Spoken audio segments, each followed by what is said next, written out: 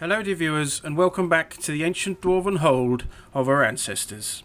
Today I'll be talking about the game Sifu. Sifu is a third-person kung fu brawling game developed by Slowclap and published by Slowclap and Kepler Interactive. It was released on the 28th of March 2023. Before we begin proper, dear viewers, could I please firstly say thank you to all those interacting and subscribing to the channel. I appreciate it all. If you haven't yet subscribed, I'd be most grateful if you thought me worthy of doing so. So, Sifu. It is strange how things line up. The last video we talked about Sleeping Dogs with its martial art combat, and now today we're looking at another one with similar ways of dispatching baddies. Sifu though focuses purely on said combat as the main focus of the game, and it does it very well, dear viewers. In Sifu, you take on the role of the son or daughter of a Kung Fu Sifu or master that has been murdered by his former students. It is now 8 years later from this terrible night, and you have prepared yourself both mentally and physically to embark on a tale of revenge. You will fight your way through multiple levels, dispatching various bad guys as you make your way to the boss at the end. Each one there at the night of your father's death. You will learn new skills and upgrades as you progress, becoming further an engine of revenge. Graphically, Sifu is quite a visual treat. It isn't an attempt at cutting-edge realistic graphics. No, it is instead a stylized aesthetic with sweeping brush lines and strong sense of the dramatic. I imagine it's likely easier to create all of the movement required in the game with this style rather than a more realistic approach, but I think it suits the game very well. With all the swishing and swooshing as you move about the screen, moving this way and that, it all flows really nicely. It all feels very much like the developers were going for a cinematic style of graphics, with the flowing movements and emphasis on the action between characters. I think it works really well. It certainly feels like you're in some classic revenge movie that you may have seen in the past. The game ran really well on my machine with no hard crashes, but I did have the odd slowdown at certain points as I moved the camera around. The UI was also unresponsive at certain times at the enter level screen, where the game would not recognise me pressing enter to proceed. Perhaps it didn't like me alt-tabbing or something like that.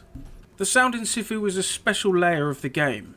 There is a lot of contact and character movement that needed to sound both impactful and responsive, which I think it has done really well. The smack and thud as you land blows upon thy enemy, or one of them on you, is exactly what you're looking for here.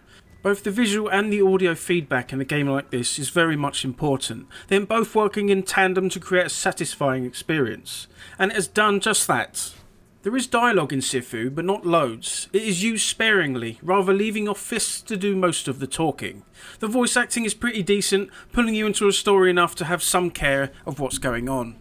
You begin the game at the scene of your father's death, taking on the role of the leader of the gang of evilry. You will fight a few people on your way to a face-off between you and your Sifu. This helps you to understand the basics of the fighting system while giving a dramatic introduction to the game and its cinematic tone. After defeating the Sifu, their child is discovered, hiding. You can choose this to be a boy or a girl. Seemingly you are killed by the angry people, but it is not all what it might appear. We zoom forward 8 years, where you, the child of the Sifu, is still alive and grown older at the age of 20. For age in Sifu is our most important thing. You start in your home where you have set up a detective board with various leads and clues to the whereabouts of the various gang members.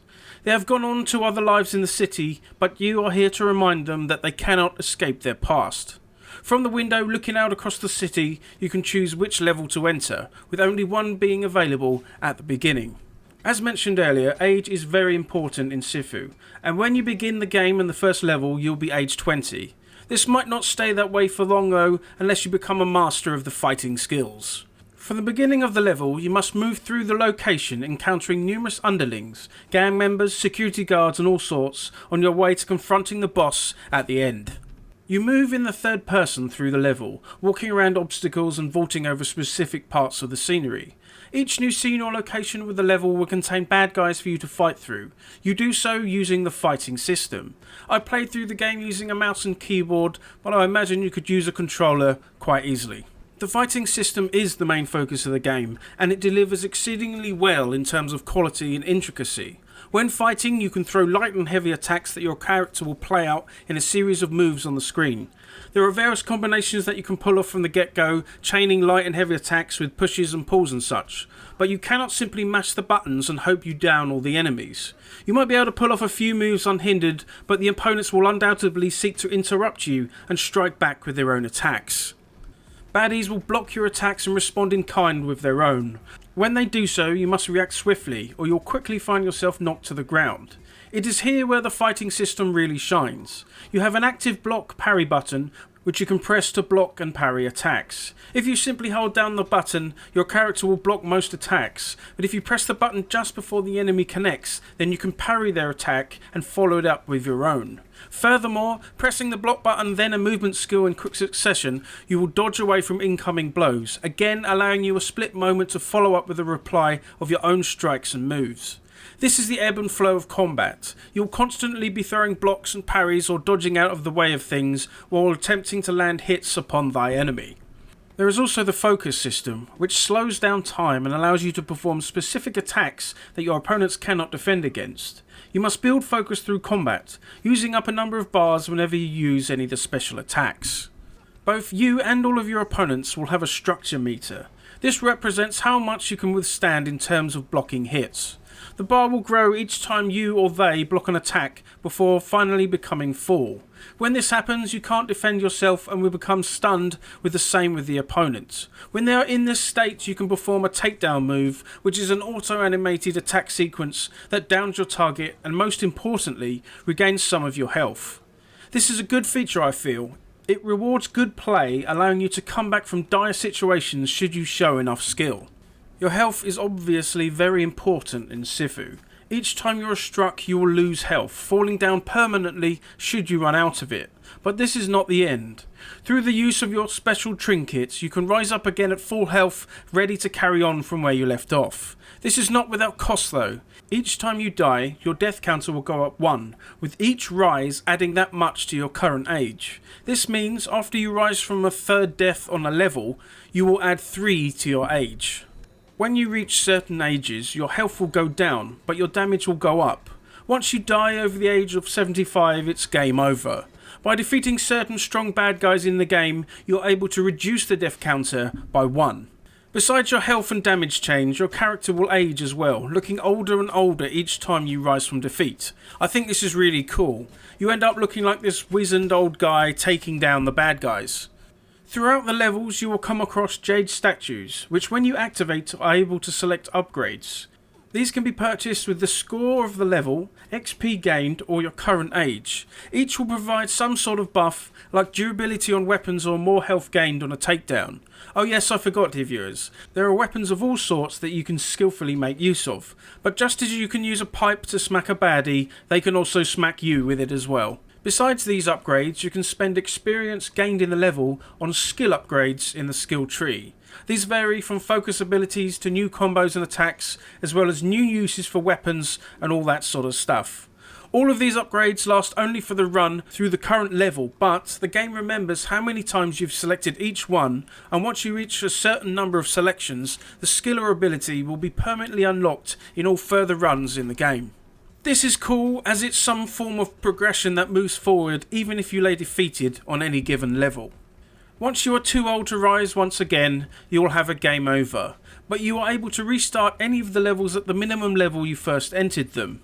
As each level follows on to another, you can attempt to finish a previous level to start the next level at a lower age, thus giving you more attempts to finish said level. You will always begin the first level, the squats, at level 20. This is the minimal level, which means you can try and finish that as close as 20 as possible, setting up the next level as low as you can, giving you more of a chance. The downside to the system that I've encountered is that it asks you to repeat levels quite often, which can feel repetitive and even a bit of a slog. To help combat this, there are items you will come across like pass keys, which allow you to skip past a good portion of the level should you want to play it again.